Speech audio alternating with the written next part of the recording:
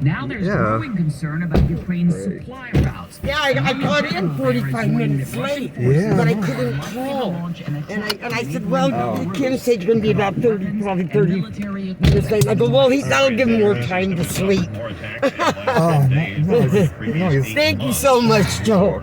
So how you been? Good. I mean, good. Here she is again. Hello? With the roads again at 2:05. Yeah. Serious problems near LAX where there's a standoff under. Yeah, okay, yeah. Does he know he's taking me to your place? Oh, yeah. Yeah, did you know I'm going to? Okay, Yeah. he knows. Okay. All right, okay, I will. Okay, bye. Yeah. Oh, yeah, that won't be until the 1st, yeah. Okay. All right, bye. That was Kim going, be sure to ask him for a ride back on the 1st, because she has to work. I go back on, not this coming up Monday, but next Monday. Yeah, I go. She said that to make sure that I mentioned something to you. Yeah. So if you're not, I don't go back till 7:30 at night. Oh, yeah. But, yeah, I usually leave for work at 11. It's like, Yeah, so you know, but I mean, my plane leaves at 7:30, so yeah, that's the only one she can. My daughter, I only wanted her to make me a one-way trip because I didn't know when I was coming back, but yeah, she's going through a nasty divorce right now, so she doesn't want to even be there alone. Her and my granddaughters both cried when I left. You know, she was mad, but you know, I've been homesick. I know Kim has told you, I've been so homesick. You know, and I'm having really bad stroke problems because I'm high altitude, you know, I'm 7,000 above, you know, and I can't breathe and stuff. And the doctor told me that I needed to get out of Colorado. It's beautiful there, though. This looks like shit compared to Colorado. It is so beautiful there. It is. It's beautiful, but the people are like this with their nose up in the air. You know, they're really like they act like their shit don't stink. You know. Yeah, that's why I don't have no friends, because, you know, I'm a friendly person, but people just, you know, they don't associate with you like that. Yeah. It's really, they're snobbish people, they're snob. I mean, especially where we live in a real rich area. It's all old retired people. They're always complaining about my grandkids and everything. We can't let them outside. We can't let them in the backyard. We don't have no fences, and we got deers, bears, bobcats, porcupine, all kinds of animals running in our backyard. Yeah, so, and it's, you know, after dark then, my daughter pulls in the garage and shuts that garage door real fast, you know. But we're in the process of moving. You know, we're not going to move till December, which is, I think, a bad month. But that's what she wants to do, because she's getting deployed for a year. So I got to go back and watch the kids, you know, for her, since her husband, I mean, he's in North Carolina right now, but they have already filed for a divorce and stuff, you know. But it's a bad one.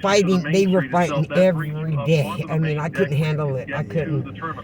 As I got older, I just want peace, you know. I don't want fighting. I don't want him. I don't like it when he puts his hands on her, you know. And it just really upsets me. It does. It upsets me big time. And, you know, Sharina, my other daughter, was out there for a while with me, but she couldn't handle it. She left. My daughter wouldn't let me leave. See, I get SSI now, so she didn't have no choice. I have money now. See, last time when I came out here, she ate it. And then she complained because I spent so much money, you know, because I got, you know, new bunch of flowers for his funeral. And I was out at that time, you know. And, you know, it just is not, you know, everybody's going through it. So don't feel bad, Joe. You're not the only one. I mean, everybody, but they're going through a bad one. I thought I had a bad divorce. I just started me an attorney, and I let them handle everything in court. You know, I mean, he even had to pay my attorney fees, my ass. Yeah, but they're going through a really bad one. I told my daughter, you need to get a restraining order put out on him, because that house that we're in is under his name too. It's a big, beautiful mansion, and we live, like I said, where where the rich people live. Yeah, and I took my car keys on. I locked my car up because he's supposed to be coming back with his teenage boys, and I'll be damned if they're going to drive my car. My daughter was a little bit upset because she wanted me to leave her the keys, but I told her no. I gave them to my granddaughter at first, and then I asked her for them back this morning before I left, because I know she would talk to my granddaughter into giving them. Now, I don't want his boys driving my car. You know, I could have drove it back, but see, I had a stroke. I can't drive like that. Kim said, well, I'll get a plane ticket out there and we'll drive back together. I said, okay, well, when I move out there, that's what she's going to do. You know, my car will make it back out there. I mean, it made it here, but I don't think it'll make it back. Oh, yeah. And that's my excuse for staying, you know. My daughter said, you're not driving, Mom. My daughter wanted to come with me. She's got a brand new Palisade. It's a $70,000 car. Damn, the thing is so smart, man. If a car gets close to you, it tells you the oncoming car is too close. Oh, it does everything. It says everything. Tells you. I mean, it tells you it's all computerized. It's a nice car, though. Yeah. What kind is this? It's a Hyundai Elantra. A Hyundai Elantra. Oh, okay. And it's good on gas and all that, huh? Yeah, especially now that I'm not really driving that much. I'm like, How many miles you got on it? 208,000 just now. Yeah. You got it brand new? Like 130, I think, somewhere around there. Like 130,000, somewhere around there. Oh, wow. Yeah. Yeah, my car just turned 60,000 because I drove it to. Oh, yeah. Yeah. But you know, I had it all redone before I put 1,800 into it before I drove it out. All new parts in it. And the guy guaranteed me 5 years on it. Yeah. It was that friend of Kim's that did my car. Oh, yeah. Yeah, and he had it for you remember, he had it for like 3 or 4 days, but man, he showed me all the receipts, all the parts. He hardly didn't charge me for labor, and I was so happy. Yeah, I mean, it was good. It's green. Oh, it was green. Yeah. Oh, it turned. It's Yeah. very Okay, fast. I'm sorry. It was green, then all of a sudden it turned red. Yeah, no, yeah, I don't go to Vallejo anymore. I don't like it. It's too lawless. Like, just to see Kim, that's the only time I go. But other than that, I don't drive through there. I only try to get It's not gas safe there. anymore. Man, Sherry's been telling me about it. They've been having a lot of drive-bys in her apartment, so she is down on the other end of Sonoma, you know, my brother lives in Fairfield. That's where I'm going to store my boxes. But, you know, everybody told me don't go back to Vallejo. And I told Kim I don't want to go back to Vallejo. But if we get, you know, she's going to try to get her money from the military. And if she does, you know, because I get money, I'll get a lot more here in California on SSI than I do there because the cost of living is cheaper. Yeah. I only get $900 a month from them. Yeah. But I get 400 in food stamps. So. See, because I can get food stamps because I make less than 1,200. Yeah.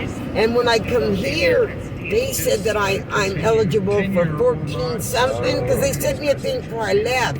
But that's why I applied for it right away when I got in thing. But it only took me 3 weeks to get it, and they back paid me for 2 months too. Yeah, but see, you know. Like I said, my daughter's hurting for money now, you know, and stuff, and you know, she's in the military, but with her husband leaving her, and he was supposed to pay $2,000 of the rent, and they were going to split it, and he's not paying nothing now. Oh yeah. Yeah, because she won't let him over. Because all he does is fight with her. He fights her, you know, he hits her and shit. He's really mean. Yeah. I mean, being part in the military, you do have PTSD. Yeah. She can get him. That's how she just hired her an attorney the other day, and the military's on her side. You know, because he committed adultery. They don't go for that shit. No, they don't. I mean, nowadays. You know, if you're not military, they don't give a shit if you commit adultery. When I got a divorce, because my ex wasn't in the military, he was a truck driver, I got him on adultery, and it went through on me. That's why he lost everything. But Only the military does that adultery stuff still. So she's got, you know, they're